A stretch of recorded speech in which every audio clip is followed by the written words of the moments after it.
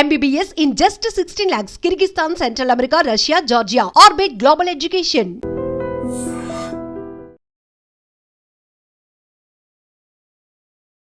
నమస్కారం, welcome to I dream. ధర్మ మార్గం విత్ విజిత కార్యక్రమానికి స్వాగతం.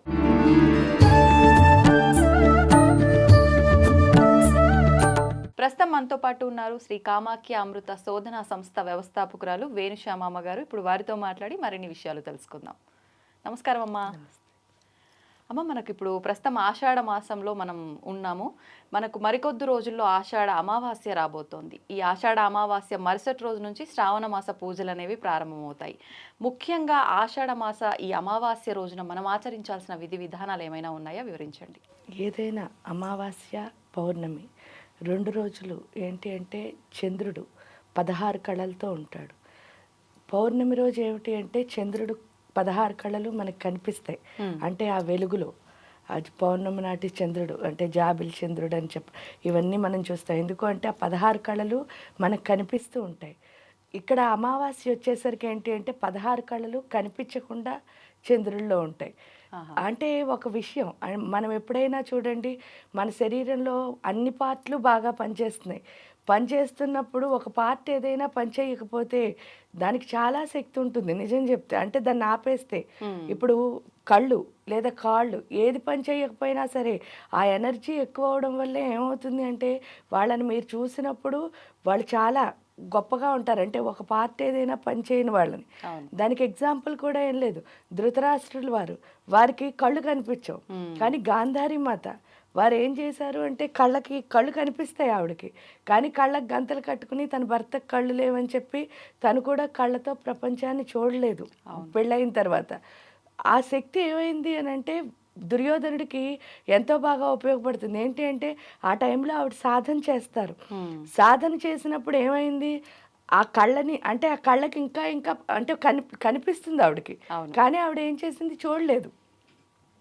ఆ చూడకపోయేసరికి అక్కడికి వెళ్ళి ఎప్పుడైతే ఈ యొక్క ఆ కళ్ళు కనిపించకుండా ఆపేసిందో కురుక్షేత్ర సంగ్రామం ముందు దుర్యోధనుడికి ఆవిడ ఆ శక్తిని ప్రసాదించినప్పుడే ఆవిడ ఏం చెప్తుంది అంటే మొత్తం ఏమీ డ్రెస్ వేసుకోకుండా రమ్మని చెప్తే కృష్ణుడి మధ్యలో అలా వస్తే కనుక ఈయనెవరు ఏం చేయలేరని ఆయనకి తెలుసు కాబట్టి చిన్న మాయ పెట్టి ఆయన బట్టలు కొంచెం వేసుకునేటట్టు చేస్తాడు.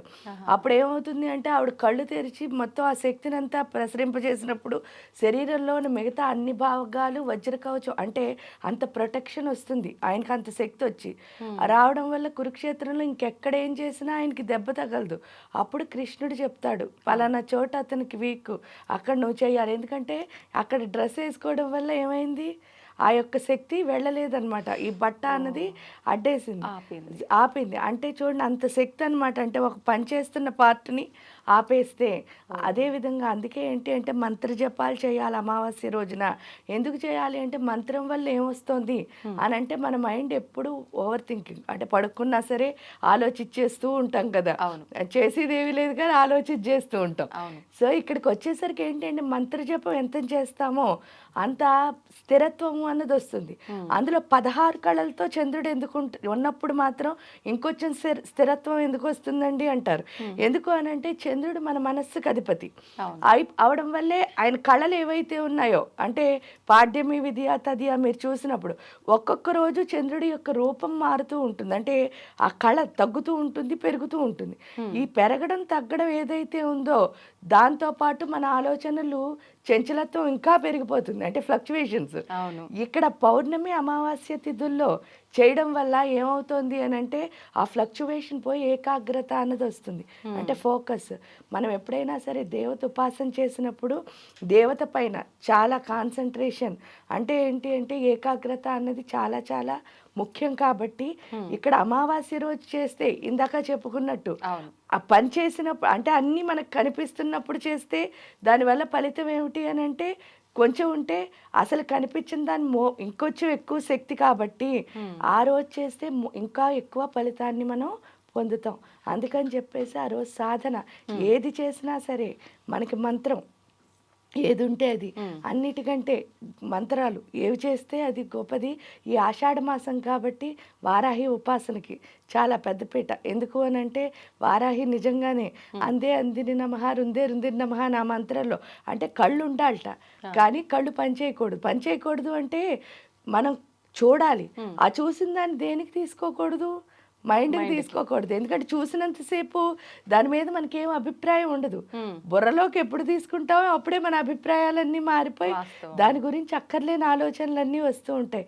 అంటే వారాహి అలా మనని ఎక్కడికక్కడ ఎంతవరకు మనం ఉండాలి అన్నది మనకి తెలియచేసి మన సప్త ధాతువుల్ని చాలా శుభ్రపరిచి మన ఆరోగ్యవంతుల కింద చేయడం కాకుండా మనలో ఉన్న బుద్ధిమాన్యాన్ని అంటే బుద్ధిలేనితనాన్ని బుద్ధి అంటే మన బుద్ధి కరెక్ట్గా పనిచేసే స్థితికి, అంటే ఈ మంద బుద్ధి ఏదైతే ఉందో దాని నుంచి జ్ఞానంగా మాట్లాడేటట్టు చేసేది వారాహి. కాబట్టి ఆ జ్ఞానాన్ని ప్రసాదించడం కోసమని వారాహి ఉపాసన కనుక చేయగలిగితే, అంటే వారాహి మంత్ర సాధన కానీ ఏదైనా చేయగలిగితే గురువుల దగ్గర తీసుకుని చాలా మంచి ఫలితము అన్నది ఆషాఢ అమావాస్య రోజు ఉంటుంది. అమ్మ, ఇప్పుడు ఈ మరుసటి రోజు నుంచే మనకు శ్రావణ మాస ప్రారంభము. అసలు ఏంటి అంటే మనకున్న ఈ 12 మాసాల్లో కూడా ప్రత్యేకమైన మాసాలని 4గా తీసుకుంటే 4గిట్లో ఒకటి శ్రావణ మాసం. మరి ఇప్పుడు ఈ శ్రావణ మాసం యొక్క విశిష్టత ఏంటో వివరించండి. శ్రావణ మాసం అంటే శ్రావణము ఇది జనరల్గా ఏంటంటే ఆడవాళ్ళు నోములు వ్రతాలు ఇవన్నీ చేసి వాళ్ళు భర్త బాగోవాలి అని చేసేటప్పుడు ఐదోతనం కోసం. ఇక్కడ సౌభాగ్యం అంటే కూడా లక్ష్మి అంటే మామూలుగా మనకు తెలుసున్న లక్ష్మి ఏంటంటే ధనం, అంటే ఐశ్వర్యం ఉంది అంటే ధనం ఉంటే ఐశ్వర్యం ఉన్నట్టు మనం హాయిగా భావిస్తాం. కానీ ఇక్కడికి వచ్చేసరికి ఐశ్వర్యం ఒక్కటే ధనం కాదు. ఎందుకంటే మన దగ్గర డబ్బులు ఉన్నాయనుకోండి, వెళ్ళి ఏ కొట్లోనూ హ్యాపీనెస్ని కొనుక్కోలేం. అంటే నేను ఆనందంగా ఉండాలండి, ఇన్ని డబ్బులు ఇస్తాను, ఇంత హ్యాపీ ఇవ్వండి అంటే ఈ సృష్టిలో ఎక్కడా మనం కొనుక్కోలేంది. ప్రశాంతత కొనుక్కోలేము, రిలేషన్స్ కొనుక్కోలేము, అంటే చాలా కొనుక్కోలేని ఉంటాయి. అంటే డబ్బు ఒక్కటే లక్ష్మి కాదు, అది మనకు అర్థం అవ్వాలి. కాబట్టి వీళ్ళు ఏం చేశారు అంటే నోములు వ్రతాలు. ఎందుకు అని అంటే దీనివల్ల ఏమవుతుంది అంటే ఒక రకంగా ఆలోచించినప్పుడు ఇంటికి అందరినీ పేరెంట్ అని పిలుస్తున్నాం. ఆ పిలవడం ద్వారా మనందరం కలుస్తున్నాం, అంటే ఒకళ్ళతో ఒకళ్ళు. ఇప్పుడు ఎవరి పని వాళ్ళకు ఉన్నది ప్రతిరోజు. ఈ ప్రస్తుత బిజీ టైంలో ఒకరికొకరు టైం ఇచ్చుకోవడం తగ్గిపోయింది. ఎప్పుడైతే ఒకళ్ళతో ఒకళ్ళు కలిసామో అప్పుడే మన మధ్య ప్రేమ అనుబంధం ఏదైతే అవన్నీ పెరుగుతాయి. అంతేకాని మీ ఇంట్లో మీరుండి మా ఇంట్లో మేము ఉంటే ఊరికే ఎప్పుడైనా మాట్లాడుకోవచ్చు, కానీ ఆ యొక్క బంధము అన్నది ఎక్కువ ఉండదు. అదే మనం ముఖ కలుసుకున్నప్పుడు ఆ బంధం అన్నది పెరుగుతుంది. కాబట్టి ఈ నోములు వ్రతాలు అని పేరు చెప్పి అందరూ కలుసుకునేటట్టు చేయడమే మన సాంప్రదాయం. దానివల్ల లక్ష్మి అన్నది నిజంగానే వస్తుంది. ఎందుకు అంటే హ్యాపీగా ఉంటే సంతోషమే సగం బలం కదా. ఆ లక్ష్మి ఐశ్వర్యం అంటే ఏంటి అంటే జ్ఞానం ఒక ఐశ్వర్యం, ప్రేమ ఒక ఐశ్వర్యం, విజయం ఒక ఐశ్వర్యం, అన్ని ఐశ్వర్యాలు మన దగ్గరికి వస్తాయి ఈ మాసంలో. దానికి తోడు ఏంటి అంటే చాతుర్మాస్య వ్రతం అన్నది ఆషాఢ మాసంలో ఏకాదశి రోజున మనం మొదలు పెడతాం, తొలి ఏకాదశి రోజున. కాబట్టి చాతుర్మాస్య వ్రతంలో మనం ఒక్కొక్క మాసంలో మీరు చూస్తే 4 మాసాలు కూడా ఒక్కొక్క మాసంలో ఒక్కొక్కటి నేర్చుకుంటాం అనమాట. అలాగే శ్రావణ మాసంలో ఈ అంటే లక్ష్మి అంటే ఏంటో అర్థం చేసుకునే స్థితి. దానికి తోడు మనకి పరస్పర గౌరవం అన్నది మన సంప్రదాయంలో నేర్పించారు. మీరు చూస్తే నోములు వ్రతాలు చేసినప్పుడు వాయినాలు ఇచ్చుకున్నప్పుడు చూడండి, నేను ఇస్తున్నాను వాయనం అంటే తీసుకుంటున్నది ఎవరు అంటే గౌరీదేవి, అంటే ఇస్తున్నది ఎవరు అంటే మళ్ళీ గౌరీదేవి. అంటే నీలోను నాలోను ఆ ప్రాణశక్తి అయిన ఆ గౌరీ పార్వతి ఉంది అని తెలుసుకునే స్థితికి తీసుకువెళ్ళే మాసమే ఈ శ్రావణ మాసం. అమ్మ, ఇప్పుడు మిగతా మాసాల్లో కూడా ఇప్పుడు మీరు అన్నట్టు ఈ చాతుర్మాస ప్రారంభము ఆల్రెడీ అయిపోయింది. మనకు ఇక్కడే చాతుర్మాస దీక్షల్లోనే మనకు భాద్రపద మాసము, కార్తీక మాసము, శ్రావణ మాసము, ఈ ఆషాఢ మాసము 4 మాసాలు కూడా పూజలు ప్రత్యేకంగా చాలా విశేషం. ముఖ్యంగా తీసుకుంటే కనుక మనకు శ్రావణ మాసం నుంచి ఇంకెక్కువ పూజలు ప్రారంభమవుతాయి. అంటే ఇది లక్ష్మీదేవికి సంబంధించిన ఒక మాసం కాబట్టా, లేదంటే ఎందుకు ఇంత భక్తి శ్రద్ధలతో మనం ఈ మాసం అంతా ఆరాధిస్తాం? మీరు చూస్తే ఒకసారి శ్రావణ మాసంలో మనం లక్ష్మిని గౌరిని కూడా పూజిస్తున్నాం. అవును. మళ్ళీ అక్కడికి వెళ్ళేసరికి ఏంటంటే ఆ భాద్రపద మాసానికి వెళ్ళేసరికి వినాయకుడిని పూజిస్తున్నాం. నెక్స్ట్ మాసం చూడండి, ఆశ్వీజ మాసం, అక్కడ దుర్గా రూపంలో అమ్మవారిని పూజిస్తున్నాం.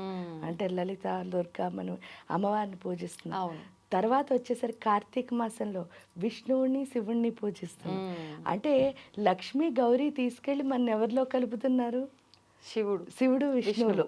అంటే ఎందుకు చూడండి, లక్ష్మీదేవి విష్ణుమూర్తి యొక్క శక్తి. అవును. ఇక్కడ గౌరీదేవి వచ్చి శివ యొక్క శక్తి. అంటే వాళ్ళిద్దరూ మన ఎక్కడ కలుపుతున్నారు అంటే ఆ తత్వంలో. ఇక్కడ ఆ తత్వం ఏమిటి అని అన్నప్పుడు ఫస్ట్ మాసం మీరు చూసినప్పుడు శ్రావణ మాసంలో లక్ష్మీ అమ్మవారు మనకి ఏంటి అంటే మాయ. ఎందుకు విష్ణుమూర్తి ఏం చెప్తున్నారు? విష్ణు మాయా విలాసిని. విష్ణువు మనకి ప్రతి చోట మాయ పెడుతూ ఉంటాడు. ఆ మాయలో ఒక మాయే లక్ష్మి అంటే ధనం అని. అంటే మనందరం దేని వెనకాల పరిగెడుతున్నాం అంటే ధనం వెనకాల పరిగెడుతున్నాం. కానీ మనకి ఎన్ని లక్ష్ములు ఉన్నారు? అష్టలక్ష్ములు ఉన్నారు. ఆ 8 లక్ష్ములు ఉన్నప్పుడు ఒకే లక్ష్మిని మనం పట్టుకున్నాం. ఆ పట్టుకోవడం వల్ల మనకి జరిగిన నష్టం ఏమిటి అని మనం ఒక్కసారి మనం ఆలోచించుకుంటే, ఫస్ట్ లక్ష్మి చూడండి మీరు, ఆవిడ పేరు ఆదిలక్ష్మి. ఆదిలక్ష్మి అంటే అర్థం ఏమిటి? ఈ శరీరం అన్నది మారుతుంది. భగవద్గీతలో చెప్పు, అమ్మవారి దేవి ఎక్కడైనా త్రిపుర రహస్యం చెప్పండి, శరీరం ఒక్కటే మారుతోంది. కానీ ఆత్మ అన్నది ఏమంటున్నారు? ఈ సృష్టి మొదలైనప్పటి నుంచి ఎండ్ అయ్యే వరకు, మళ్ళీ సృష్టి మొదలైనప్పుడు కూడా ఈ ఆత్మ అన్నది తిరుగుతూనే ఉంటుంది. కానీ శరీరమే 100 సంవత్సరాలకోసారి మనం ఈరోజు బట్టలు రేపు ఎలా మారుస్తున్నామో అలా మారుతోంది అన్నారు. కానీ శరీరానికి ప్రాముఖ్యత ఏమిటి అంటే, ఇప్పుడు పాలు ఉన్నాయి, పాలు కాచాలి అన్నప్పుడు మీరు స్టవ్ మీద పోస్తే పాలు కాగుతాయా? కాగుతాయి. కానీ ఆ పాల వల్ల ఉపయోగం ఏమైనా వృధా అయిపోతాయి. అదే ఒక గిన్నెలో పోసి కాచారనుకోండి, మీరు ఏం చేసుకోవాలంటే అది ఉపయోగపడతాయి మనకి. అదే విధంగా ఇది ఆ గిన్నెలా ఉపయోగపడుతుంది. లోపలున్న పాలు ఏంటి? మనలో ఉన్న దేవత అనే అమృతం, ఆ పరదేవత అమృతం. ఆ శక్తిని మనం నింపుకోవాలి. అదే ఆదిలక్ష్మి అంటే.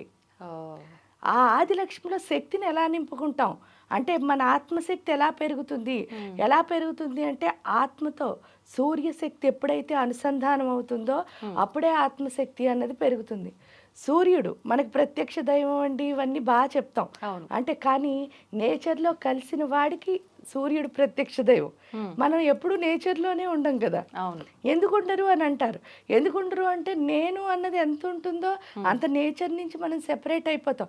అంటే ఉన్నాం అనుకుంటూ ఉంటాం, కానీ ఆ శక్తిని మనం ఏం చేయట్లేదు, దానికి ఎగ్జాంపుల్ ఏం లేదు. మీరు నేను ఉన్నాం, ఫ్రీగా మాట్లాడుకుని ప్రేమగా మాట్లాడుకుని నిజంగా మన మనసులో ఉన్నది చెప్పేసుకున్నాం అనుకోండి, మన మధ్యలో ఏ అరమరిక ఉండదు, మీరు నేను ఒక్కటే. కానీ ఇప్పుడు అలా జరుగుతుందా? చాలా లేదు. అంటే చాలా తక్కువ మంది అలా వాళ్ళ దగ్గర ఉన్నదంతా చెప్పగలుగుతారు. అంటే నమ్మే అంత అవకాశం రావట్లేదు పరిస్థితులు. ఏదైనా కారణం కావచ్చు, అది ఇద్దరిలో ఎవరైనా కారణం కావచ్చు. కానీ ఏమవుతుంది అంటే అక్కడ ఆగిపోతున్నాం. అంటే ఇది క్లోజ్ గా ఉంది, లిమిట్స్ ఉంటున్నాయి ఎంతవరకు అనేది. అది ఉండకూడదు. ఎందుకంటే మన ఇద్దరం ఒకటే. మీలో ఉన్న ప్రాణశక్తి నాలో ఉన్న ప్రాణశక్తి ఒక్కటే అనడానికి బోల్డ్ అన్ని ఎగ్జాంపుల్స్ చెప్పక్కర్లే. మనం రోజు బర్త్డే వచ్చినా ఏమొచ్చినా బెలూన్ ఊదుతున్నాం. ఆ బెలూన్లో చూడండి, మీరు గాలి నింపారనుకో, బెలూన్ నిండా గాలి నింపినప్పుడు ఏమవుతుంది అంటే, చక్కగా అది ఏం చేస్తూ ఉంటుంది అంటే పైకి ఎగురుతూ ఉంటుంది, ఎప్పుడు కింద ఉండదు. అసలు బెలూన్లో గాలి ఉందా, గాలిలో తేలుతూ ఉంటుంది. కానీ బయట గాలి ఉందా లేదా అది ఎవరికి తెలుసు? ఊదిన మనకి తెలుసు. కానీ బెలూన్కి తెలియకపోవడం వల్ల ఏం చేస్తుంది, భూమిని అసలు చూడదు, ఎప్పుడూ ఆకాశాన్నే చూస్తుంది. అదేవిధంగా ప్రాణశక్తి మనలో ఉన్నప్పుడు ఏమవుతుంది అంటే, నాకంటే గొప్పవాళ్ళు లేరు అని చెప్పి ఎగురుతూ భూమి మీద నుంచున్నా సరే ఎటు చూస్తూ ఉంటాం. దాన్ని కళ్ళు నెత్తికెక్కే అంటారు. ఆ కళ్ళు నెత్తికెక్కి అటు చూస్తున్నాం. కానీ మనం నుంచున్నది ఎక్కడ? భూమిపైనే. అది గుర్తిస్తాం ఎప్పుడు అంటే, ప్రాణం పోయే ముందు కరెక్ట్గా గుర్తుపడతాం ఆకర్షణలు. కానీ అప్పుడు ఉపయోగం ఏమీ లేదు. కాబట్టి ఎప్పుడు అవేర్ అయి ఉండాలి. అంటే ఆ బెలూన్ని చూసి మనం నేర్చుకోవాల్సింది అది. అందులో నేను నింపాను, అలాగే దేవుడు నాలో నింపి పంపించాడు. కాబట్టి నేను ఎప్పుడు నుంచోవాల్సిందైనా, కూర్చోవాల్సిందైనా, పనిచేయాల్సిందైనా, ఇలా మాట్లాడాల్సిందైనా ఇక్కడి నుంచే. అలా చూడక్కర్లే, మన ఇద్దరం ఒకటే. ఎందుకంటే నేను గొప్ప అని నేను అనుకుంటాను, కానీ మీలో గొప్పతనం కూడా మీలో ఉంది. అది గుర్తించగలిగినప్పుడే నేను గొప్ప అవుతాను. అది ఇక్కడ అర్థమయ్యేటట్టు ఎవరు చేస్తారు అంటే ఆదిలక్ష్మి. ఎందుకు అది రావాలి అంటే సౌరశక్తి ఖచ్చితంగా మన లోపలికి రావాలి. దానికి మంత్రం ఒక్కటే సహాయం చేస్తుంది. మనం ఎంత మంత్ర జపం చేస్తామో అంత సూర్యుడితో మనం కనెక్ట్ అవుతాం. ఎందుకంటే ఈ భూమి మీద మనం చూడగలిగే దేవుళ్ళు ఎవరైనా ఉన్నారంటే ముగ్గురు. ఒక దేవుడు సూర్యుడు, రెండో దేవుడు చంద్రుడు, మూడో దేవుడు గురువు. ఈ ముగ్గురిని మాత్రమే చూడగలం. ఇంకెవరు మనకి సాధన చేయగా కనిపిస్తారు. కానీ అందరూ అంత గొప్ప సాధన చేసి కనిపించే వరకు వెయిట్ చేసి ఓర్పు రావాలంటే వీళ్ళ ముగ్గురులో దేవుడిని చూడాలి. అవును. చూస్తే ఈ సృష్టి అంతా ఎవరున్నారు అంటే ఆ దైవమే ఉంది. ఏ రూపంలో అంటే సర్వ అంతర్యామి రూపంలో. అందుకే సర్వాంతర్యామి. నా లోపల ఏదైతే ఆత్మ ఉందో అదే దైవశక్తి. అది తెలుసుకునేటట్టు ఆదిలక్ష్మి చేస్తుంది. ఎప్పుడు చేసిందో ఆదిలక్ష్మి మన లోపలికి వస్తేనే, మన ఆత్మశక్తి పెరిగితేనే మన యొక్క దృష్టి విద్య వైపు వెళుతుంది. అప్పటి వరకు మనం అట్రాక్షన్స్లో ఉంటాం తప్ప నిజమైన విద్యకి వెళ్ళము. అవును. ఆ నిజమైన విద్య ఏంటి అని అంటే చూడండి, ప్రతి దాంట్లోనూ నాకు సంబంధించిన జ్ఞానం ఉంది. ఈ సృష్టిలో ఏదైనా సరే ఉపయోగపడేదే. దానికి బోల్డ్ ఎగ్జాంపుల్స్. ఒక పూర్వం గురుకులాలు ఉంటాయి. ఆ గురుకులాల్లో ఒక గురువు గారికి 2 శిష్యులు ఉన్నారట. అంటే చాలా మంది శిష్యులు ఉన్నారు. వీళ్ళిద్దరిని ఆయన ఏం చేశారు అని అంటే వాళ్ళు మెడిసిన్ చేశారు. అంటే గురుకులంలో అప్పుడు ఆయుర్వేదమే కదా నేర్పించేవారు. ఈ ఆయుర్వేద మెడిసిన్ చేసినప్పుడు ఆ 2 శిష్యులకి గురువు గారు ఏం చెప్పారట అంటే, ఒరే బాబు, మీ ఇద్దరే ఇంకా ఫైనల్గా మంచిగా అయ్యారు, మిమ్మల్ని బయటకు పంపి మంచి డాక్టర్ల కింద ప్రపంచానికి నేను పరిచయం చేయొచ్చు, కాబట్టి మీరిద్దరూ వెళ్ళాలి. కానీ ఇద్దరిలో నేను ఒక్కడనే పాస్ చేసి పంపించగలను. ఎవరిని పాస్ చేయాలి అనడానికి ఇంక ఫైనల్గా ఒక టెస్ట్ పెడుతున్నాను. ఈ టెస్ట్లో మీ ఇద్దరిలో ఎవరు గెలిస్తే వాళ్ళు ప్రపంచానికి వెళ్తారు, ఇంకోళ్ళు మళ్ళీ ఇక్కడే ఉండి కొన్ని రోజులు సాధన చేయాల్సి వస్తుంది అని చెప్పేసి గురువు గారు చెప్పారు ఈ శిష్యులకి. చెప్పి ఆయన ఏం చేశారట, ఒక పెద్ద సంచి ఇచ్చారట ఇద్దరికి. చెరో సంచి ఇచ్చి అడవిలోకి వెళ్ళి మీకు వనమూలికలు ఉన్నాయి కదా, ఆకుల్ని ఏరుకుని రండి. ఏం ఆకులు అని అంటే వైద్యానికి సంబంధించిన ఔషధి ఆకుల్ని ఏరుకుని రండి. ఎవరైతే నాకు నచ్చే పని చేస్తారో, అంటే కరెక్ట్ అని నాకు అనిపిస్తుందో వాళ్ళు బయటకు వెళ్తారు అని చెప్పి ఇద్దరికి పెద్ద పెద్ద సంచీలు ఇచ్చారు. సంచీలు ఇస్తే ఫస్ట్ ఒకడేం చేశాట, ఆ సంచి నిండిపోయి రెండో వాడి సంచిని తీసేసుకున్నాడు. రెండో వాడు ఏం చేశాట, అన్నీ వెతికి 2 ఆకులు వాడి చేతిలో జేబులో పెట్టుకుని వచ్చేసాడు, 2 చేతుల్లో పట్టుకుని. వచ్చేసరికి ఈ 2 సంచీలు నింపాడు ఒకడు. రెండో వాడు 2 ఆకులు పట్టుకొచ్చేసరికి గురువు గారి దగ్గరికి వస్తే, ఒరే నీకు ఇన్నెందుకు దొరికాయి, వీడికి ఇన్నెందుకు దొరికాయి అని అడిగారు. అడిగితే 2 ఆకులు తెచ్చిన వాడు చెప్పాట, నాకు ఔషధానికి సంబంధించినవి అసలు ఏమీ కనిపించలేదండి, ఈ 2 తప్ప, అందుకే ఈ 2 తెచ్చాను. ఎందుకంటే నేను మొత్తం గ్రంథాలన్నీ చదివినప్పుడు ఈ 2 నాకు మన వైద్యానికి సంబంధించినవి అని చెప్పారు. చెప్పేసరికి ఫస్ట్ వాడు చెప్పాట, అసలు అడవిలో ఔషధానికి సంబంధించిన మొక్కే లేదండి అన్నట్టు ఫస్ట్ వాడు. ఇంకా నింపుకొచ్చిన అతను, నాకు ఇంకా ఎక్కడ సంచి లేక నేను తేలేకపోయాను, ఇంకా బోల్డన్ని అక్కడ మిగిలిపోయాయి అన్నట్ట. అనేసరికి అప్పుడు ఏం చేశారు అంటే, ఈ 2 సంచీలు నింపిన వాడిని గురువుగారు అన్నట్ట, నువ్వు ప్రపంచంలోకి వెళ్ళరా, నువ్వు మంచి వైద్యుడు అవుతావు, వీడు ఇక్కడే ఉండి కొన్ని రోజులు నేర్చుకోవాలి అని చెప్పి ఈ 2 ఆకులు తెచ్చిన వాడిని ఉంచేశారట. ఏంటి స్వామి, నేను ఇంచక్క ఫైండ్ చేసి ఇందులో ఈ వనమూలకి ఇది ఇన్ని చెప్పాను మీకు అని అన్నట్ట. అంటే నువ్వు పుస్తకానికి సంబంధించిన జ్ఞానం నేర్చుకున్నావురా, నిజమైన జ్ఞానికి పనికిరానిదేమీ ఉండదు. ఈ సృష్టిలో అన్ని పనికొచ్చేవే, దాన్ని పనికొచ్చేటట్టు చేయడమే జ్ఞానం యొక్క లక్షణం. వాస్తవం. కాబట్టి వాడే విద్యావంతుడు. పుస్తకాన్ని బట్టి దాంట్లో చదివేసి ఇది ఔషధం అని చెప్పకూడదు. అక్కడ వచ్చిన వాడికి ఎలాంటిది వస్తుందో తెలియదు. అవును, తెలిసింది అందుబాటులో ఉంటుందో లేదో తెలియదు. అలాంటప్పుడు నీ దగ్గర ఉన్నదాంతో వాడు జబ్బు తగ్గించాలి. అది డాక్టర్ యొక్క లక్షణం. ఎందుకంటే వచ్చిన ప్రతి ఒక్కడు ఎందుకు వస్తాడు, వైద్యో నారాయణో హరిహి అంటే వైద్యుడిని విష్ణుమూర్తి అని భావించి వస్తాడు. వచ్చినప్పుడు మరి వీని విష్ణువులా బిహేవ్ చేయాలి కదా అని చెప్పి వాడిని పంపించారు. అంటే విద్య అంటే అది పుస్తకం చదివి దాంట్లో వచ్చింది కాదు, దాని ఫ్యాషన్ ఏంటంటే, నాకు ఇది చదవాలని ఉందండి, నేను చదివానండి, నాకు ఇన్ని మార్కులు వచ్చాయండి, ఇది ఫ్యాషన్ అవుతుంది. ప్యాషన్ ఏంటి అంటే, నీ దగ్గర ఏది ఉన్నా సరే అది నీకు సంబంధించిన దాని కింద మార్చేసుకుని అంటే అది నీకు సంబంధం లేని విషయమైనా సరే నువ్వు చేస్తున్న పనిలోకి దాన్ని ఏం చేయాలి, తీసుకొచ్చేయాలి. అది జ్ఞానం అంటే, నిజమైన జ్ఞానం. అది ఒకే ఒక్కడికి అర్థమవుతుంది. అది ఎవరు అంటే ప్యాషన్ ఉన్నవాడికి. ఈ ప్యాషన్కి తేడా అదనమాట. ఇక్కడ విద్య అన్నది ప్యాషన్ ఇవ్వాలి. ఎప్పుడైతే మీరు ఈ శక్తి అన్నది వస్తుందో అప్పుడే ఆ ప్యాషన్ విలువ తెలుస్తుంది. అప్పటి వరకు ఏంటంటే మనం టైర్డ్ అయిపోతూనే ఉంటాం ఇంత పని చేస్తే. కానీ ప్యాషన్ అయిందంటే టైర్డ్ అవ్వం, ఇంకా చెయ్యి అని ఉత్సాహం వచ్చేస్తుంది అనమాట. అది ప్యాషన్.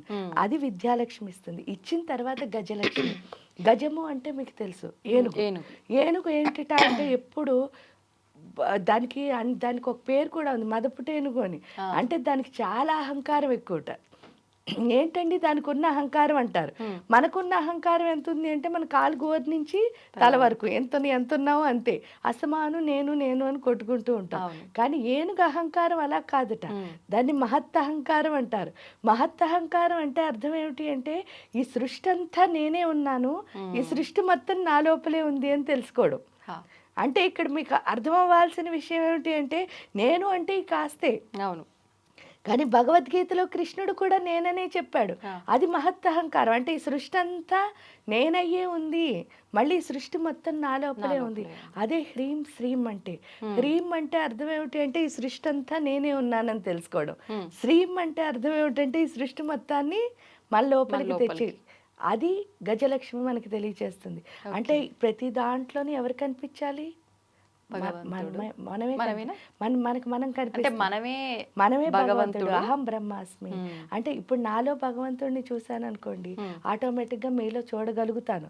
అంతేకాని నాలో చూడకుండా మీలో చూస్తానని పరిగెట్టాను అనుకోండి, ఎప్పుడు ఎందుకు చూడలేను అంటే స్వీట్ గా ఉంటుందని ఎలా తెలిసింది, మనం రుచి చూస్తే. అదే విధంగా దేవుడు అన్నదాన్ని మనం రుచి చూస్తేనే పలానా వాళ్ళలో అంటే ఇప్పుడు ఇందులో దైవత్వాన్ని చూడగలిగితేనే అందులో ఉన్న దైవత్వాన్ని చూడగలుగుతాం. అప్పటి వరకు చూడడం రాదు.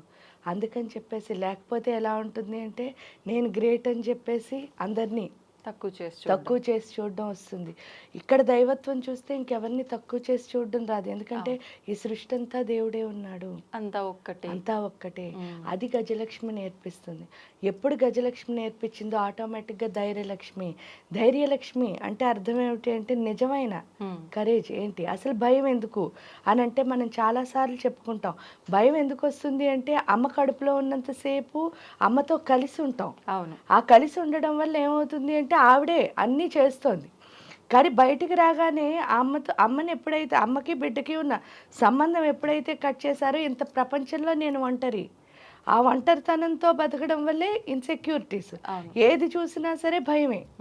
అంటే ఇదేం చేస్తుందో అదేం చేస్తుందో, ఈ మోసాలు ఇవన్నీ ఎందుకు వచ్చాయి అంటే ఇన్సెక్యూరిటీ వల్లే. నేను ఒకదాన్నే. ఎప్పుడైతే ఈ యొక్క దేవత యొక్క శక్తి మన లోపల వచ్చిందని అర్థమవుతుందో అప్పుడు ఇంకా ఇన్సెక్యూరిటీ ఏముంది, ఆ నిజమైన తల్లి తండ్రి ఎవరో తెలిసిపోతుంది. ఎందుకంటే లోపల ఎప్పుడైతే దైవశక్తిని చూడగలిగామో ఈ ప్రకృతిలో ఉన్న ప్రతి దైవంతోనూ కలవగలుగుతాం. అప్పుడు మీరు నా దేవుడు అయినప్పుడు నన్ను మోసం చేయరని తెలిసిపోతుంది కదా. అవును. అంటే ప్రకృతి అంతా దేవుడిని చూసినప్పుడు దేవుడు ఎప్పుడు భక్తుడిని మోసం చేయడు. ఇక్కడ అది ఎప్పుడు అర్థమైందో పూర్తిగా ధైర్యంతో ముందుకు వెళ్ళగలుగుతాం. అది అయిన తర్వాత వచ్చే ఆవిడ సంతానలక్ష్మి. ఇక్కడ సంతానలక్ష్మి అంటే కూడా మనకి చాలా నానుడు ఏంటంటే ఎక్కువ మంది పిల్లలు ఉంటే ఆవిడ సంతానలక్ష్మి అంటే అని చెప్పి మనం చెప్పుకుంటూ ఉంటాం. కానీ ఇక్కడ పూర్తి నిజమైన అర్థం ఏమిటి అంటే సంతానలక్ష్మి అంటే మనకి పిల్లలు పుట్టడం కాదు, మనం అమ్మ అవడం వేరు, పిల్లలు పుట్టడం వేరు. అమ్మ అవడానికి పిల్లలు పుట్టడానికి వ్యత్యాసం ఏమిటి అంటే అమ్మ అంటే ఎలా అవుతుందంటే తల్లి అవగానే స్వార్థం వస్తుంది అంటారు మీరు చూస్తే. అంటే ఆ పిల్లే నాది. కానీ ఇక్కడ నిజమైన తల్లి ఎప్పుడు ఏంటంటే అంటే అందరూ నా బిడ్డలే. అది ఎప్పుడు వస్తుంది అంటే రియలైజ్ అయితేనే వస్తుంది. అంటే ఈ సోల్కి ఏం రావాలి అంటే రియలైజేషన్ రావాలి. అది ఎప్పుడు వస్తుంది, ఈ బిడ్డను కన్నప్పుడే. అంటే ఆ పేగు తెంచుకుని ఒక బిడ్డ వచ్చినప్పుడే మనకు అర్థమయ్యే విషయం ఏమిటి అంటే ఆ రియలైజేషన్. అంటే ప్రతి క్షణం ఎందువల్ల వస్తుంది అని అంటే చూడండి మీరు, ఫస్ట్ ఆఫ్ ఆల్ మనం అమ్మాయిల కింద ఉంటాం కదా, అంటే స్త్రీకి తొందరగా రియలైజేషన్ వస్తుంది. దానికి కారణం కూడా ఏమీ లేదు. ఫస్ట్ అమ్మాయిల కింద ఇంట్లో ఉంటాం. ఉంటే మనకి మామూలుగా మన సాంప్రదాయంలో ఆడపిల్ల పుట్టగానే ఏమంటారు అంటే లక్ష్మీదేవి పుట్టింది అని చెప్పేసి చాలా అడుగులకు మడుగులొత్తి చాలా బాగా చూసే ఇల్లులు చాలా ఎక్కువ ఉంటాయి. ఎంతో బాగా చూసుకుంటారు ఆడపిల్లల్ని. ఎంతో బాగా చూసుకోవడం వల్ల వేళ్ళలో కొంచెం ఏమొస్తుంది అంటే పొగరు వచ్చేస్తుంది. ఆ పొగరు వచ్చి ఏం చేస్తారు అని అంటే ఇంకా అంటే మనం చెప్పిన మాట అన్ని చోట్ల నెగ్గుతోంది కదా. ఆ నెగ్గేసరికి ఇంకేమవుతుంది అంటే నేను చెప్పిందే రూల్ ఏమో అనిపిస్తూ ఉంటుంది. అనిపించి ఇంకా అమ్మ ఏం చెప్పినా వినం, నీకేం తెలీదు నాకు తెలుసు అని చెప్పేసి అమ్మ మీద కోపపడడం, ఆర్డర్ వేయడం. అంటే అలా తప్పుగా కాదు, అంటే అన్ని ఆర్డర్లే, ఎక్కడ రిక్వెస్ట్ ఉండదు ఆ తల్లితో. అంత అలాగా అంటే ఏంటంటే నువ్వు నాకు ఎందుకు చేయలేదు, నేను వచ్చాను కదా, ఇలా కమాండింగ్. ఈ కమాండ్ చేస్తూ వచ్చిన ఆడపిల్ల ఏమవుతుంది అంటే ఫస్ట్ పెళ్ళి అవుతుంది కదా, ఆ ఫస్ట్ ఏదైతే కడుపు వస్తుందని అంటారో ఆ నెల తప్పగానే ఏమవుతుందిట అంటే ఈ పిల్ల బీజంతో పాటు జాలి అనే బీజం పడుతుందిట. కరుణాదయ ఎప్పుడు పడిందో ఈ బిడ్డ పెరుగుతూ ఉంటుంది, అంటే ఈ గుడ్డు పిల్లలా పెరుగుతూ ఉంటుంది కదా, అంటే బరువు ఎక్కువ అవుతూ ఉంటుంది. బరువు ఎక్కువైన ప్రతిరోజు అంటే ఈ 9 నెలల కాలంలో వాళ్ళలో ఏంటి అంటే కరుణ అనే రసం ఏమవుతూ ఉంటుంది. ఎందుకంటే ఇంతలా అమ్మ మోస్తేనే కదా మనం కూడా వచ్చాం. ఒక కూలీవాడు ఉంటాడు చూడండి, వాడు ఏంటంటే వాడికి డబ్బులు ఇస్తే ఏం చేస్తాడట అంటే కరెక్ట్గా ప్లాట్ఫామ్ మీద నుంచి మంది ట్రైన్లో పెట్టేసి వెళ్ళిపోతాడట. అంటే వాడికి బరువు దించడం అనే దానికి అవకాశం ఉంది.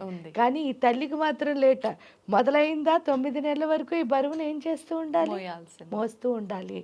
సో ఇక్కడ అంటే ఏంటంటే అందరికంటే కష్టమైన జాబు తల్లిదండానికి కారణం ఏమిటి అంటే ఇలా ఎవరు మోయరు కదా 9 నెలలు. దానికి తోడు ఏంటి అంటే కడుపులో ఉన్న బిడ్డ ఎలా ఉంది అన్నది ఎప్పుడూ ఆవిడకి లేదు.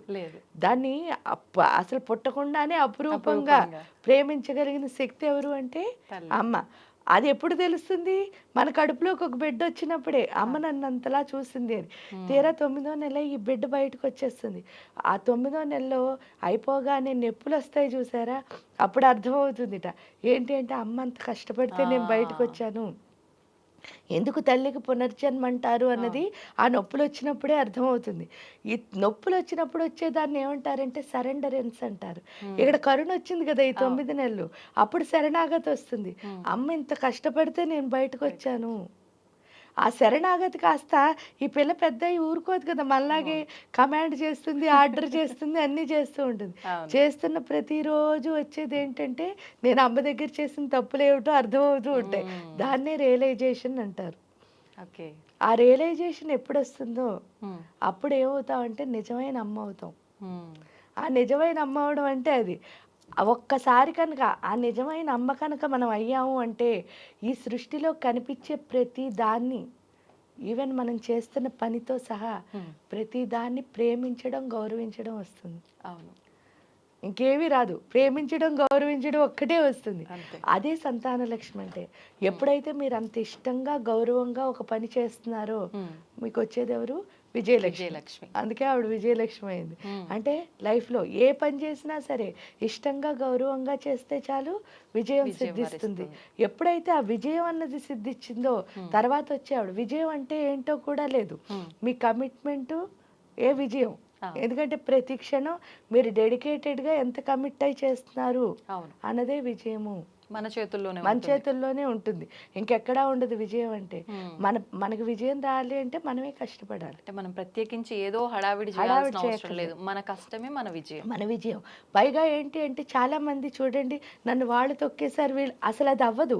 ఎందుకు అవ్వదు అంటే మీరు నిజంగా కనుక ప్యూర్గా మీరు చేస్తున్న పనిని ఇష్టపడ్డారు అంటే మీ సృష్టిలో ఎవరు ఎందుకు తొక్కలేరు అంటే అరచేయిని అడ్డుపెట్టి సూర్యుడి కాంతిని ఆపేద్దాం అనుకుంటే మనం ఆపేయగలవా? మూర్ఖత్వం అవుతుంది. అదే విధంగా పొయ్యిలోంచి పొగ వస్తుంది అనుకోండి, మనం ఇలా గుప్పిళ్ళలో బంధిద్దామంటే అవ్వదు. అంటే ఈ సృష్టిలో బంధించలేనివి చాలా ఎలా ఉన్నాయో అదే విధంగా మీరు డెడికేటెడ్గా పనిచేస్తే ఆ షైన్ ఆపగలిగిన శక్తి సృష్టిలో ఎవరికి లేదు, ఈవెన్ మీకు కూడా. మీరు కామ్గా కూర్చుందాం అనుకున్నారు ఇంట్లో, కానీ సడన్గా ఎవరో వచ్చి మిమ్మల్ని బయటకు తీసుకొస్తారు. ఆ బయటకు తీసుకొచ్చింది ఈ రోజు వరకు ఏమవుతూ ఉంటుంది, అది మీకు తెలియకుండా కంటిన్యూ అయిపోతూ ఉంటుంది. అవును, అంతేనా? అంతే. అంటే ఆ షైన్ మిమ్మల్ని ఆగనివ్వదు. ఎందుకు అంటే సూర్యుడు కాంతి ఎలా అయితే ఆపలేమో, అవును, ఆ యొక్క ఏదైతే ఉందో ఆ కాంతిని ఎవరు ఆపలేరు. కాబట్టి మనం చేయాల్సింది డెడికేటెడ్గా ప్రేమిస్తూ చేయడమే, అంతే విజయం వచ్చేస్తుంది. ఆ విజయలక్ష్మి అంటే అదనమాట. అక్కడికి వెళ్ళిన తర్వాత పూర్తిగా అర్థమవుతుంది, ఈ సృష్టిలో నన్ను ఎవరూ ఆపలేరు, ఈవెన్ నన్ను నేను కూడా ఆపుకోలేను. నేను మీరు చూడండి, జీవితంలో చాలా చెయ్యొద్దన్న పనులే చేయాల్సి వస్తుంది. అవును, తెలిసి కొన్ని, తెలియక కొన్ని, కానీ దానివల్ల మనకి ఎంతో మంచి జరుగుతూ ఉంటుంది. దానికి కారణం ఏమిటంటే విజయం వరించే టైం కనుక వస్తే ఎవరు ఏం ఆపలేరు మనతో సహా. అది అక్కడ మనకు అర్థమైపోతుంది విజయలక్ష్మి వల్ల. ఎప్పుడు అర్థమైందో నెక్స్ట్ ధాన్యలక్ష్మి. ధాన్యలక్ష్మి అంటే అర్థం ఏమిటి అంటే ధాన్యం అంటే అర్థం ఏమిటి, రైతు. ఆ రైతు పని ఏమిటో చూడండి. రైతు ఎప్పుడు ఆయన కోసం ఆయన పండించుకోడు. మీరు చూస్తే ఆయన మనందరి కోసం పండిస్తాడంటే నిస్వార్థం. అక్కడ నేర్చుకోవాల్సింది అంటే స్వార్థం లేనితనం. ఇక్కడ నిస్వార్థంగా ఏం చేయాలండి అంటే ఆయన గింజల్ని ఏం చేస్తున్నాడు, పంచుతున్నాడు. అంటే ఏ గింజ అయినా పండించినవాడిని ఆ గింజల్ని పనిచేస్తున్నాడు. ఇక్కడ మనకు వచ్చిన గింజలు ఏమిటండి అంటారు, విజయం వల్ల వచ్చేది ఏమిటి అంటే అనుభవం అన్నది వస్తుంది. అంటే మీకు మెళకువలు తెలుస్తాయి. ఆ మెళకువలే అంటే మీ అనుభవాల సారమే ఏమవుతుంది, జ్ఞానం అవుతుంది. అంటే మనకు తెలిసిన జ్ఞానాన్ని నలుగురికి చెప్పాలి అంటే పంచడమే. ఇక్కడ మనకేం తెలిసిందో దాన్ని చెప్పేయడమే. చెప్పేస్తే చాలా మంది అక్కడే ఫెయిల్ అయిపోతారు. ఎలా అంటే మనకు తెలుస్తున్నది ఎవరికి చెప్పకూడదు అనిపిస్తుంది. ఇప్పుడు మీ ఇంకోళ్ళ దగ్గర నుంచి నేర్చుకోవాలనుకోండి, అయ్యో నాకేం తెలియదు అనుకుంటారేమో అని చెప్పేసి ఈ రెండే మన ఎదగకపోవడానికి కారణం. ఎందుకంటే దేవుడు మాట ఇచ్చింది ఎందుకు, మనకు తెలుసున్నది చెప్పడానికి, తెలియంది నేర్చుకోవడానికి. ఈ రెండు చేయనప్పుడు ఇంకా ఆ మాట విలువ లేదు. కాబట్టి అందులో ఇంకోటి కూడా చెప్పాడు, విశ్వవర్ధనంబు విద్యాధనంబురా. అంటే మనం ఎంత స్ప్రెడ్ చేస్తే అంత ఏమవుతుంది, మన లోపల వృద్ధి చెందుతుంది. అదే దాచేసుకున్నాం అనుకోండి ఇంతే ఉంటుంది, ఉండిపోతుంది. ఇక్కడికి వచ్చిన తర్వాత అది అర్థమవుతుంది ధాన్యలక్ష్మి వల్ల. అంటే నేను ఎంత స్ప్రెడ్ చేస్తే నాకు అంత విద్య అన్నది అంటే జ్ఞానం అన్నది వస్తుంది. ఎప్పుడైతే వచ్చిందో, అందుకే వివేకానంద కూడా చెప్తారు, అనుభవాల సారమే గురువు. అంటే మనలో ఉన్న ఏదైతే మనకు అనుభవం అంటే విజయం వల్ల అనుభవం వచ్చిందో, మెళకువలు తెలిసాయో, ఆ మెళకువల్ని మనం చెప్పగలిగితే, ఇప్పుడు సపోజ్ నేను ఒకటి చెప్తున్నాను మీతో, మీరు దానికి ఒక మాట చెప్పారనుకోండి, దానివల్ల ఇంకో జ్ఞానం ఇంకో జ్ఞానం వస్తుంది. అంటే అర్థం ఏమిటి, ఇక్కడ నేను ఒక్కదాన్ని చేయగలిగింది అన్నది ఏమిటి అంటే ఏమి ఉండదు, కొద్ది వరకే ఇంతే ఉంటుంది. కానీ అందరం కలిస్తే మాత్రం బోల్డ్ చేయొచ్చు. అందుకే ఐకమత్యమే మహాబలం. అంటే మనందరం ఒకళ్ళకొకళ్ళు స్ప్రెడ్ చేసుకోవడం ద్వారా ఒకళ్ళలో ఒకటి ఉంటే ఇంకోళ్ళలో ఇంకోటి ఉంటుంది, ఆ మొత్తం అన్ని కలిస్తే బోల్డ్ అంత అవుతుంది. అక్కడే మనకు అర్థమవుతుంది ధాన్యలక్ష్మి వల్ల. ఎప్పుడు అర్థమవుతుందో, మన జ్ఞానాన్ని ఎప్పుడు మనం ఏం చేస్తూ ఉండాలి అంటే పంచుతూ ఉంటేనే పెరుగుతుంది, పెంచుకుంటాను అని అర్థమవుతుంది. అలా పంచుకోవడం అన్నది ధాన్యలక్ష్మి నేర్పిస్తుంది. అంటే మన దగ్గర ఏ శక్తి ఉన్నా సరే పంచాలి, అదే ధాన్యలక్ష్మి నేర్పిస్తుంది. అది జ్ఞానం అవ్వచ్చు, డబ్బు అవ్వచ్చు, లేకపోతే ఎనర్జీ అవ్వచ్చు. చూడండి చాలా మంది హీలింగ్స్ అని చేస్తూ ఉంటారు. ఏదైనా కూడా అన్ని పంచాల్సినవే, దాచుకోవడం వల్ల ఉపయోగం లేదు.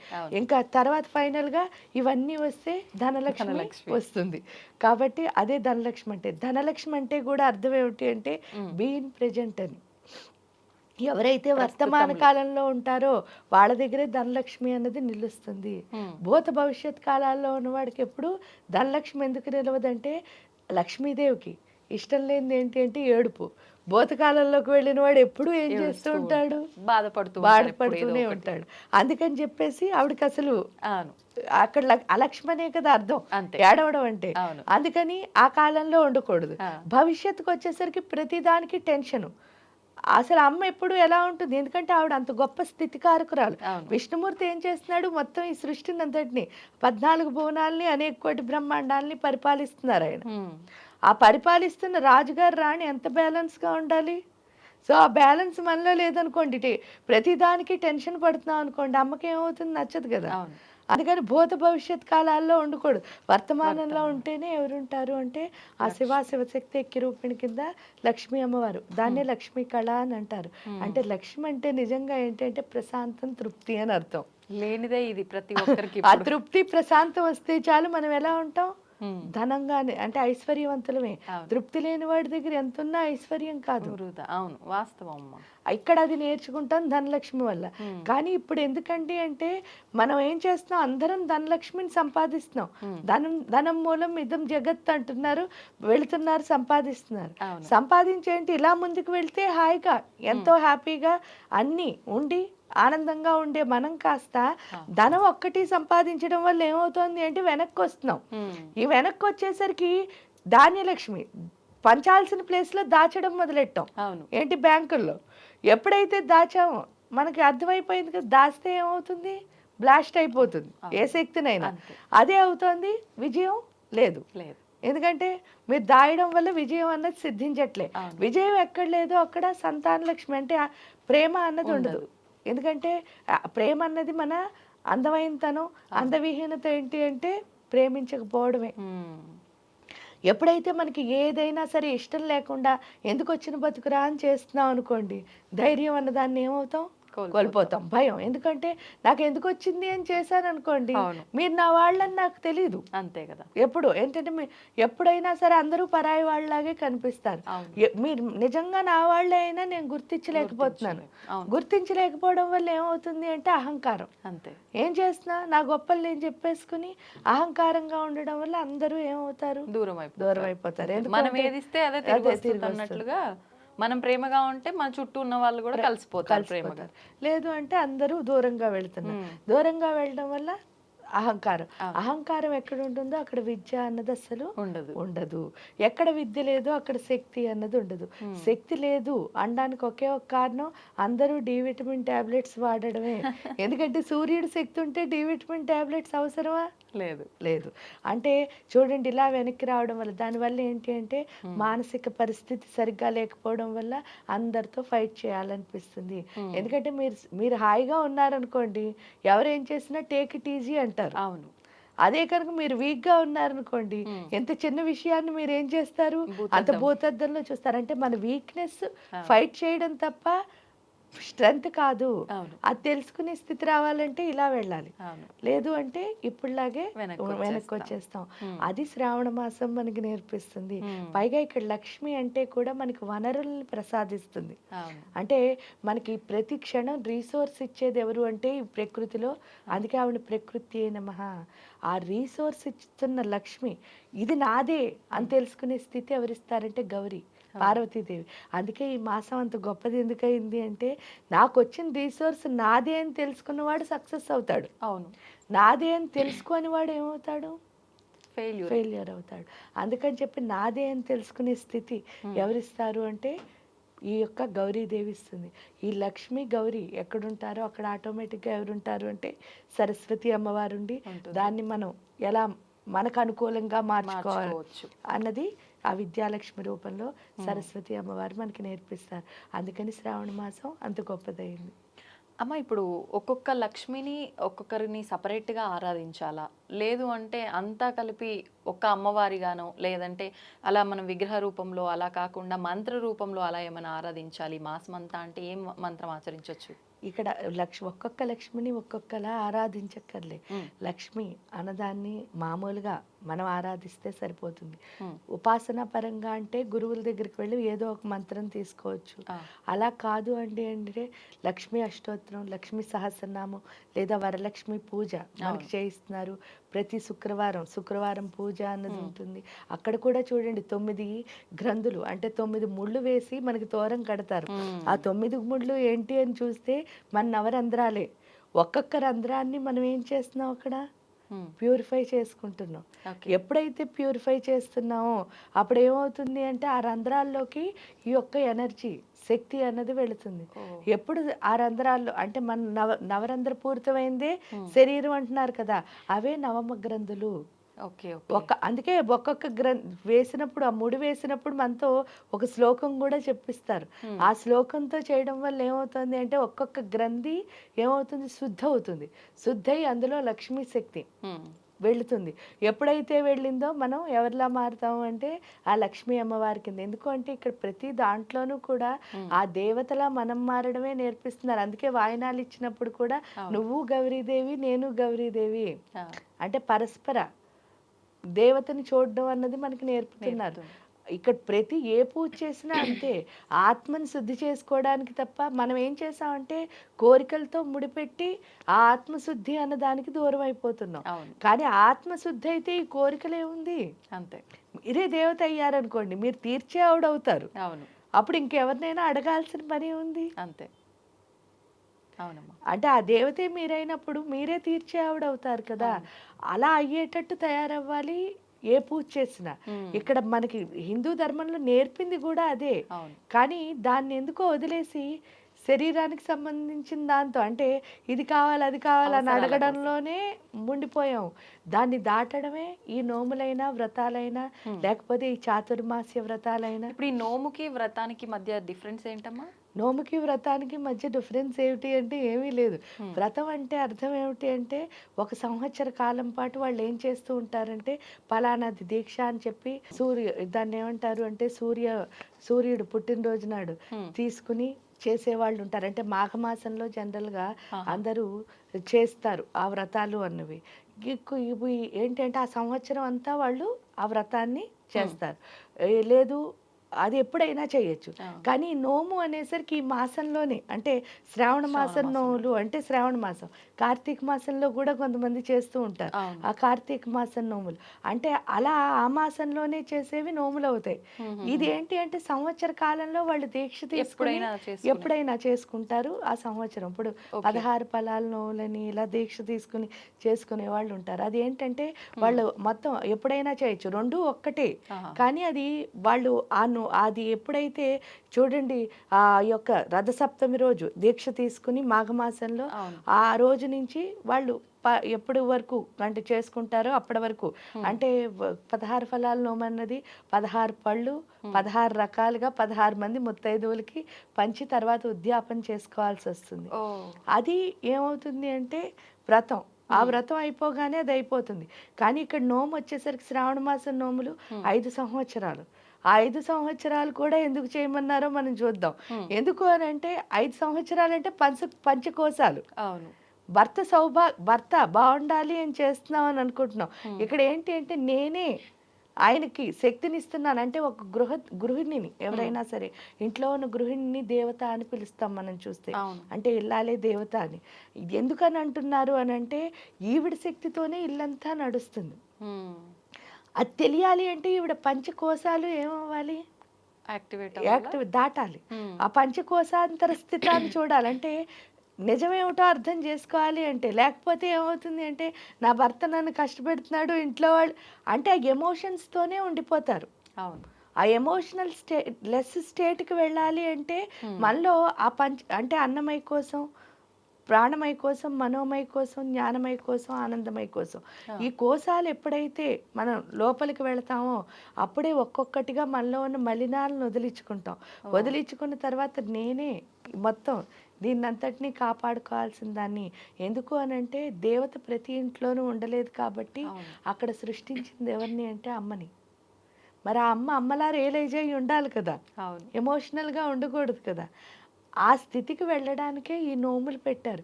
ఒక్కొక్క 5 సంవత్సరాలు, ఎందుకంటే పెళ్ళైన వెంటనే చేయమంటున్నారు, అప్పుడే ఎక్కువ ఎమోషన్స్ ఉంటాయి. సంవత్సరం అయ్యేసరికి అడ్జస్ట్ అయిపోతారు. అవునా, ఈ సంవత్సరం లోపలే బోల్డ్ అని గొడవలు. అందుకని ఒక్కొక్క స్థితిలోనూ ఇక్కడ ఫస్ట్ అన్నమయ్య కోసం అంటే కూడా చూడండి, అన్నీ చెప్పడానికి కాకుండా ఒక అన్నమయ్య కోసం గురించి మామూలుగా చెప్పుకుంటే అన్నమయ్య కోసం అంటే నేను అన్నది వదిలేయని అర్థం. అంటే అర్థం ఏమిటి అంటే పరోపకారార్థం ఇది శరీరం. ఆ పరోపకారార్థం అంటే ఏంటంటే ఎంటగెలిచి రెచ్చగలు, ఇంట్లో ఉన్న అందరి కోసం నువ్వు సేవ చేయాలి. అప్పుడు నువ్వు ఇంక బాధపడటానికి నువ్వు వచ్చిందే వాళ్ళు సేవ చేయడానికి. అవును, అంటే బాధ్యతను చక్కగా నిర్వర్తించాలి. ఎందుకంటే అందులో స్త్రీకి కూడా చాలా నైపుణ్యం ఉంటుంది. ఆవిడ పుట్టడంతో మీరు చూడండి, వాళ్ళు చేసినంత అందంగా ఇంకెవరూ చేయలేరు. అవును. అంటే పుట్టడమే ఆర్గనైజేషన్ స్కిల్స్ అన్నీ వాళ్ళకి వస్తాయి. ఎందువల్ల అంటే ఈ కుటుంబాన్ని అంతటినీ నడపాలి కదా. అవును. ఏ ఇంబ్యాలెన్స్ లేకుండా. ఎందుకంటే ఒకళ్ళు గొడవ చేసే వాళ్ళు ఉంటారు, ఒకళ్ళు ప్రేమించే వాళ్ళు ఉంటారు, ఒకళ్ళు ప్రతిదానికి ఫీల్ అయిపోయే వాళ్ళు ఉంటారు, ఒకళ్ళకి షార్ట్ టెంపర్ ఉంటుంది, మళ్ళీ వెంటనే పోతూ ఉంటుంది. కానీ వీటన్నిటినీ బ్యాలెన్స్ చేయాల్సింది మాత్రం ఈ అమ్మే. అవును. సో అందుకని వీడికి నోములు పెట్టారు. ఎందుకు అంటే ఆ బ్యాలెన్స్ నేర్చుకుంటుంది అనమాట ఈ 5 ఏళ్లలో. నేర్చుకునేసరికి ఏమవుతుంది, అప్పటికి పిల్లలు వీళ్ళందరూ వచ్చేస్తారు. వచ్చేసరికి ఇప్పుడు వరకు ఏంటంటే ఒక భర్తతో లేదా నాకంటే పెద్దవాళ్ళైనా అత్తవారితో ఉండాల్సి వస్తుంది. కానీ ఇక్కడికి వచ్చేసరికి పిల్లలు నాకంటే చిన్నవాళ్ళు. నేను నాకు మెచ్యూరిటీ రాకపోతే వీళ్ళని బ్యాలెన్స్ చేయడం రాదు. అప్పటి వరకు మెచ్యూరిటీ ఉండదు. సో ఇక్కడికి వచ్చేసరికి 5 ఏళ్ళలో వీళ్ళతో నేర్చుకోవడమే కాకుండా ఆ మెచ్యూరిటీ కూడా నేర్చుకోవడం వల్ల ఆ పిల్లల్ని ఎలా పెంచాలి, ఎందుకంటే భవిష్యత్ వాళ్ళే. ఈ తల్లి పెర్ఫెక్ట్గా ఉంటేనే వాళ్ళ జీవితం బాగుంటుంది. అందుకని ఈ నోములు పెట్టారు. ఓకే. ఇప్పుడు ప్రత్యేకించి ఇప్పుడు మనకు శ్రావణ మాసంలో వచ్చే ఈ మంగళగౌరి వ్రతం అనేది కొత్తగా పెళ్ళైన వాళ్ళు ఆచరించేదేనమ్మా, ఎవరైనా ఆచరించవచ్చా? అంటే మామూలుగా అయితే పెళ్ళైన మాసంలో పెళ్ళైన వెంటనే వచ్చిన శ్రావణ మాసంలో మొదలు పెడతారు. అలా నాకు అవ్వలేదు అన్నప్పుడు వాళ్ళు 3rd ఇయర్ నుంచి మొదలు పెడతారు. ఓకే. అంటే 2వ సంవత్సరం చెయ్యరు మామూలు శ్రావణ మాస వ్రతాలు, 3వ సంవత్సరం నుంచి మొదలు పెడతారు. ఇప్పుడు ఈ వరలక్ష్మి వ్రతం విషయానికి వస్తే కూడా అంటే సుమంగలిగా ఉన్న ప్రతి ఒక్కరూ ఇది ఆచరించాల్సిన ఒక వ్రతం అని చెప్పొచ్చు. కానీ కొంతమంది వంతన ఉంటేనే చెయ్యాలి అని చెప్పి అంటూ ఉంటారు. అంటే భగవంతుడి పూజకి వంతనలు ఇవన్నీ చూసుకోవాలంటారా? చూసుకోవాలి అంటే వాళ్ళ ఇంట్లో ఎందుకు అని అంటే చూడక్కర్లేదు. నిజం చెప్తే ఇది ఆత్మకి సంబంధించింది. పర్సనల్ ఒపీనియన్ అడిగినప్పుడు అస్సలు చూడక్కర్లేదు. ఎందుకు అంటే దేవుడికి పూజ చేయడానికి అసలు ఇవన్నీ అవసరం లేదు. కానీ ఏమవుతుంది అంటే దేవుడి పూజ కంటే భయము సెంటిమెంటు అన్నవి చాలా గొప్పవి. ఎందువల్ల వీళ్ళు అదే భయంతో చేస్తున్నారనుకోండి, వాళ్ళు పెద్దవాళ్ళు పలానా అందుకు చెయ్యొద్దు అన్నాను, మన ఇంట్లో ఇలా జరిగింది అందుకని ఇది చెయ్యొద్దు అంటారు. చాలామంది ఈ నోము ఒక్కటే కాదు, సీమంతాలు అవి కూడా చేసుకోరు. ఎందుకంటే మన ఇంట్లో చేస్తే ఇలా అయింది. రిటైర్మెంట్ ఫంక్షన్స్ కూడా చేసుకోరు, అంటే 60 years షష్ఠి పూర్తి కూడా చేసుకోరు. ఇవన్నీ ఎందుకు చేసుకోవట్లేదు అంటే వాళ్ళ ఇంట్లో అంతకుముందు ఏదో బ్యాడ్ జరిగింది అన్నది. అది ఆల్రెడీ వీళ్ళ మైండ్లో వాళ్ళు పెట్టేస్తారు. వీళ్ళ మైండ్లో వాళ్ళు ఎప్పుడైతే పెట్టేశారో ఆ భయంతో పూజ చేసాము అంటే ఏమవుతుంది, ఏ శక్తి మన లోపల పెరుగుతుంది? భయం అనే శక్తే కదా. ఆ పెరగడం వల్ల నిజంగాను అయితే చెడు జరగచ్చు. లేకపోతే వీళ్ళ భయం వల్ల ఏమవుతుంది అంటే అన్ని కోల్పోతారు ఒక రకంగా. అందువల్ల చేయకుండా ఉండడమే మంచిది. అలా కాదండి, ఏంటి అంటే నాకు చెయ్యాలని ఉంది, అవన్నీ నాకు అవసరం లేదు, దేవుడు నాకంతా మంచి చేస్తాడు అని అర్థమై. ఎందుకంటే ఇవేవి కూడా శరీరానికి సంబంధించిన విద్యలు కాదు, జ్ఞానాలు కాదు, పూజలు కాదు, ఏదైనా ఆత్మకి సంబంధించింది. ఆ ఆత్మ పరిపక్వత అయినప్పుడు హ్యాపీగా చెయ్యొచ్చు. అది కాకుండా ఈ మైండ్తో ఆలోచించినప్పుడు చేయకూడదు. అమ్మ ఇప్పుడు ఇందాకే మీరు స్టార్టింగ్లోనే చెప్పడం జరిగింది ఈ వాయనాలు ఇవన్నీ కూడా అని చెప్పి. ఖచ్చితంగా ఎంత స్తోమత ఉన్నా లేకపోయినా కనీసం ఒక 3కి 5గురికి కూడా కనీసం ఈ వాయనాలు అనేది ఇస్తూ ఉంటారు. ఎందుకని ఈ వాయనాల సాంప్రదాయం వచ్చింది? ఈ వాయనాల సాంప్రదాయం ఫస్ట్ చెప్పింది కలుసుకోవడానికి ఒకటి, రెండోది ప్రతి ఒక్కళ్ళలోనూ భగవంతుడిని చూడడానికి ఒకటి. ఎందుకు అని అంటే స్త్రీకి చాలా అవసరం అది. ఎందుకు అంటే ప్రతి ఒక్కళ్ళలో భగవంతుడిని చూడడం. ఇప్పుడు సపోజ్ ఉంది, మీరు మామూలుగా ఇలా కూర్చున్నారు, ఎవరో వచ్చారు ఇంట్లో, వచ్చి ఏం చేస్తారంటే బయట వాళ్ళతో అయితే ఏవైనా సరే కొంతవరకు మనం కామ్గా ఉండిపోతాం, ఎందుకు అనవసరమైన గొడవలు. కానీ ఇంట్లో ఎవరైనా ఏమైనా అన్నారనుకో, ఇప్పటి వరకు నేను పని చేస్తుంటే చూసి నన్ను తిడతారా అని చెప్పి ఏమొస్తుంది, ఉక్రోషం వచ్చేస్తుంది. దాంతో ఫైటింగ్కి దిగిపోతాం. ఫస్ట్ అంటే ఎక్కడైనా సరే మనం చూడాల్సింది దేన్ని, భగవంతుడిని చూస్తే గొడవ ఉండదు. ఇంట్లో ప్రశాంతంగా ఉండాలి అంటే ఫస్ట్ భగవంతుడిని చూడడం రావాలి. అంటే ఏదో నేను భగవంతుడిని చూస్తానంటే కొన్ని రోజులు ఆ అడ్జస్ట్మెంట్ బాగుంటుంది. ఆ తర్వాత ఒకేసారి బ్లాస్ట్ అయింది అనుకోండి, ఆ ఎమోషన్స్ అన్ని అదో పెద్ద అగాధం అయిపోతుంది, బేభత్సమైన అగాధం అయిపోతుంది. అలా కాకుండా మనలో ఎమోషనల్ బ్యాలెన్స్ అన్నది రావాలి. కాబట్టి ఫస్ట్ ఒక్కొక్కళ్ళని చూడడం నేర్పిస్తున్నారు. ఆ చూడడం నేర్పడం వల్ల మీరు ఎంతైనా సరే పూజ చేశారు అంటే ప్రశాంతం అన్నది ఎవరి లోపలికి వస్తుంది, మన లోపలికి వస్తుంది. దాన్ని అలా కంటిన్యూ చేయడం కోసమే మీరు చూస్తే వెంటనే భాద్రపద మాసం, వెంటనే ఆశ్వీజ మాసం, మొత్తానికి ఏ మాసం అయినా చేయమంటారు. ఇప్పుడు చూడండి, ఆషాఢ మాసంలో వారాహి అన్నారు. జనరల్ గా శూన్య మాసం అని ఏ పని చేయకూడదు అంటారు, కానీ పూజ చేయొచ్చు. ఎందుకు చెయ్యొచ్చు అంటే ప్రతి మాసం మీకు ఒక్కొక్క పూజ. అవును. ఎందుకు పెట్టారు అని అంటే దానివల్ల భర్త సౌభాగ్యం అను, లేకపోతే నువ్వు ఏదో ఒక సెంటిమెంట్ అన్నది అక్కడ పెట్టి ఆ దేవుడితో కనెక్ట్ అవ్వడం ఎందుకు నేర్పించారంటే మానసిక ప్రశాంతత కోసం, ఈ ఆత్మశక్తిని పెంచుకోవడం కోసం. ఈ ఆత్మశక్తి ఎందుకు పెంచుకోవాలండి అంటారు. నిజంగా విపత్కర పరిస్థితులు కుటుంబానికి వస్తే పురుషుడి కంటే స్త్రీయే ధైర్యంగా ఉంటుంది మీరు చూసినప్పుడు. అంటే ఏదైనా మనకి చాలా గొప్ప ఇబ్బందులు వచ్చేసాయి, అప్పుడు స్త్రీ నుంచున్నట్టు స్టాండ్గా పురుషుడు నుంచోలేరు. ఎందుకు అంటే ఈవిడ తల్లి, ఆవిడ ఏం చేస్తుంది, నుంచుని వీళ్ళందరినీ ఏం చేస్తుంది, నుంచో పెడుతుంది. వాస్తవం. కాబట్టి ఆ టైంలో మరి ఈవిడికి ఎమోషన్స్ ఉంటే ఎలా పనికొస్తుంది? అందుకని వీళ్ళు ఏం చేశారు, ప్రతిరోజు ఆత్మశక్తిని పెంచుకోవడం నేర్పించారు పూజల ద్వారా. ఎందుకంటే నిజంగా మంత్రం ద్వారా మాత్రమే ఆత్మశక్తి పెరుగుతుంది, ఇంకో అవకాశం లేదు. కాబట్టి ఆ మంత్రం చదవడం మనకి నేర్పారు. ఇప్పుడు ఈ పూజలు, ఈ వ్రతాలు చేస్తున్నప్పుడు కూడా అమ్మ హస్బెండ్ ఖచ్చితంగా పక్కన ఉండాలా? చాలా వరకు ఈ వరలక్ష్మి వ్రతము ఇలాంటి వ్రతాలు చేస్తున్నప్పుడు సింగిల్గా మాత్రమే ఆడవాళ్ళు ఒక్కరు చేస్తుండడమే చూస్తాం.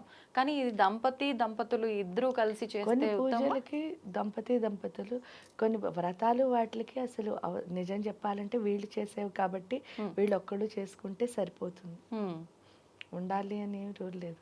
ఎందుకంటే వాళ్ళ కోసం అంటే అందరూ బాగుండాలని చేస్తున్నదే కాబట్టి వీళ్ళొక్కళ్ళు చేసినా ఇది అందరికీ వెళుతుంది కదా. తల్లికున్న స్వభావం ఏమిటి అంటే వ్యాపించే లక్షణం, అంతే వాయువు యొక్క లక్షణం. ఆవిడ దగ్గర ఏమున్నా ఆవిడకి వచ్చింది ఏంటి అంటే రైతులా పనిచేయడమే. కాబట్టి ఆవిడకు ఈ శక్తి వచ్చినా పంచుతుంది, డబ్బు వచ్చినా పంచుతుంది, ప్రేమ వచ్చినా పంచుతుంది. వాళ్ళకి ఉంచుకునే లక్షణం ఎక్కడా లేదు. కాబట్టి తల్లి ఒక్కటి చేస్తే చాలు, ఇల్లంతా బాగుంటుంది. అట్ ది సేమ్ టైం పిల్లలకైతే ఖచ్చితంగా ఎందుకు నేర్పించాలి అంటే మీరు నేర్పిస్తేనే నెక్స్ట్ వాళ్ళ కుటుంబాన్ని వాళ్ళు చక్కగా చూసుకోగలరు. కాబట్టి సంతోషం అమ్మా, చాలా మంచి విషయాలు తెలియజేశారు. శ్రావణ మాసం యొక్క విశిష్టతను కూడా చాలా చక్కగా వివరించారమ్మా. ధన్యవాదాలు. తవ్వుతున్న శివలింగం సరే దాన్ని అట్లా కప్పేసేయండి, చూపించదండి. కృష్ణ ఇస్ దేర్, మూర్తి పూజ కాదు, సాక్షాత్ బ్రజేంద్ర నందన భగవాన్ ఉన్నారు మూర్తిలో. ఏమీ ఆశించకుండా ఆరాధించే వాళ్ళు కూడా ఉన్నారా ప్రభుజీ? నిజమైన భక్తి అంటే మనకు తెలియదు కాబట్టి